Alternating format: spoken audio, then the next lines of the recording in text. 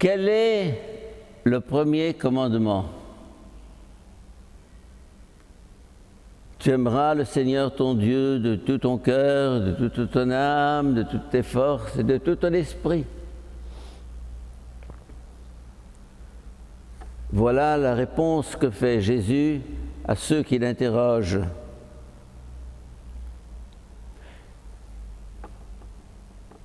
Il devrait s'arrêter là.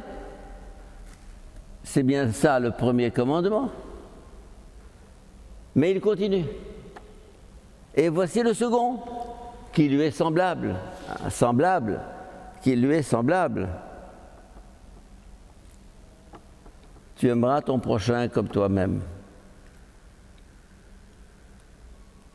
Pourquoi est-ce que Dieu fait le lien entre l'adoration de Dieu et l'amour du prochain? Parce que les deux vont ensemble, et comme dit saint Jacques, tu ne peux pas prétendre aimer Dieu que tu ne vois pas si tu n'aimes pas ton frère que tu vois. Le test de vérité de notre amour de Dieu, de notre culte à Dieu, c'est le voisin, le prochain, le proche, le frère, la sœur, mais plus que ça, nous dit la première lecture d'aujourd'hui, c'est le malheureux. Le plus pauvre des pauvres, donc ce n'est pas simplement le prochain parce qu'il est bien habillé, parce qu'il est propre, parce qu'il est gentil, parce qu'il est sympathique. Mais nous aimons tous des gens sympathiques. Vous êtes tous très sympathiques devant moi ici. Et vous allez vous rencontrer tout à l'heure, vous saluer, vous taper sur l'épaule. Mais est-ce que c'est au niveau simplement d'une attirance, d'une sympathie que se joue l'amour du prochain, ou bien à un niveau plus profond? Dépasser tout ce que cela peut avoir de trop humain pour atteindre l'image de Dieu dans l'autre. Et c'est ainsi qu'il faut comprendre le lien que Jésus fait entre le premier et le deuxième commandement. Le deuxième commandement qui est semblable au premier, semblable. Ça veut dire qu'à travers le prochain, j'adore Dieu, je touche Dieu,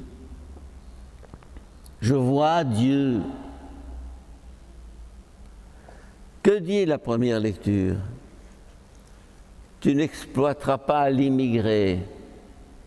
L'immigré, c'est lui qui vient chez toi, qui ne connaît pas la langue, qui va se faire rouler, qui va croire tout ce que tu lui racontes, parce qu'il est sans puissance, sans moyens, sans capacité de communiquer, il ne sait rien, il ne peut rien, il est livré à toi. Tu ne l'exploiteras pas, tu ne l'opprimeras pas. Vous n'accablerez pas la veuve et l'orphelin, les petits, les pauvres, les marginaux, les déshérités, ceux qui n'ont pas de pouvoir. C'est là justement que le prochain, ce n'est plus le prochain que j'ai connu pendant des années, qui est mon ami, avec lequel on communique. Le prochain, c'est l'étranger, l'immigré, l'inconnu, celui qui est là comme ça, qui vous tombe du ciel, celui qui est encombrant, celui qui n'est pas toujours sympathique, celui qu'on évite parce qu'on sait qu'il va vous demander un service ou de l'argent. Oh, je connais ça parce que je le vis.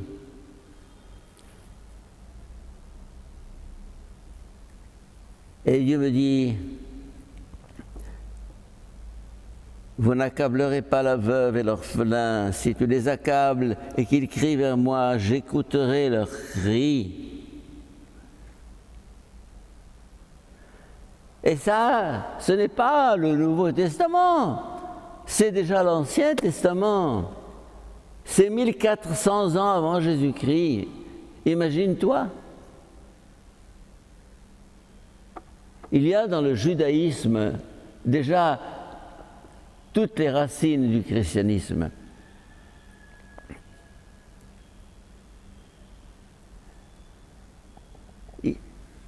Le judaïsme est un humanisme chrétien, si je puis dire. Ça veut dire que ce respect de l'être humain,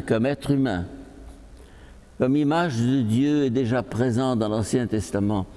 Et le Christ ne fera que reprendre ça. Parce que quand on lui pose la question quel est le premier ou le deuxième commandement, il va les chercher dans l'Ancien Testament. Il reprend ce qu'a dit Moïse. Il nous fait toucher du doigt ce qu'est l'homme, image de Dieu. Tout à l'heure, nous chanterons « Tout homme est à l'image de Dieu, l'homme est un être sacré, l'homme est une histoire sacrée. » Ça, c'est le christianisme. En s'incarnant dans un homme, Jésus s'identifie à tout homme. Tout homme devient désormais un chemin vers lui. Tu veux me rencontrer, ne va pas au bout du monde. Je pense à cette histoire assez humoristique. Là encore, Nikos Kazantzakis, que j'aime beaucoup. Un moine avait mis de côté, au cours des années, toutes ses économies. Pourquoi? Pour aller en pèlerinage à Jérusalem. C'était le rêve de sa vie. Aller retrouver les traces du Christ dans la Terre Sainte. Et une fois qu'il a eu ramassé tout ce qu'il pouvait, et la somme qui lui était nécessaire pour entreprendre ce pèlerinage, il prend son bâton, il prend sa besace, il prend son argent et il quitte la maison. Au bout d'un temps, il rencontre sur le chemin un pauvre. Il lui dit, s'il te plaît, aide-moi. Alors le moine lui dit, écoute, je regrette, vraiment je regrette, j'aurais bien voulu t'aider, mais ça fait 30 ans que j'essaye de rassembler l'argent qui me permettra d'aller à Jérusalem, de faire 3 tours autour du tombeau du Christ, d'embrasser la pierre sur laquelle il a été enterré, et retourner joyeux d'avoir fait cet acte auquel je rêve depuis tant d'années. Et le pauvre lui répond, écoute, j'ai une manière meilleure et plus simple. Donne-moi ton argent. Fais 3 tours autour de moi et rentre chez toi. Tu auras économisé de la fatigue et tu auras rencontré le Christ. Je ne sais plus la suite de l'histoire, mais ça signifie que tu cherches le Christ à Jérusalem, tu cherches le Christ à Rome, tu cherches le Christ au bord du Gange, tu cherches le Christ à la Mecque ou ailleurs.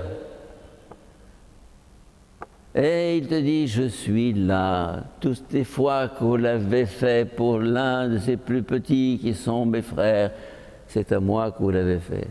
Ce regard sur l'autre, sur l'étranger, sur l'inconnu, c'est le regard de la foi qui, à travers cet être quelconque, découvre la splendeur de la présence du Christ. Amen.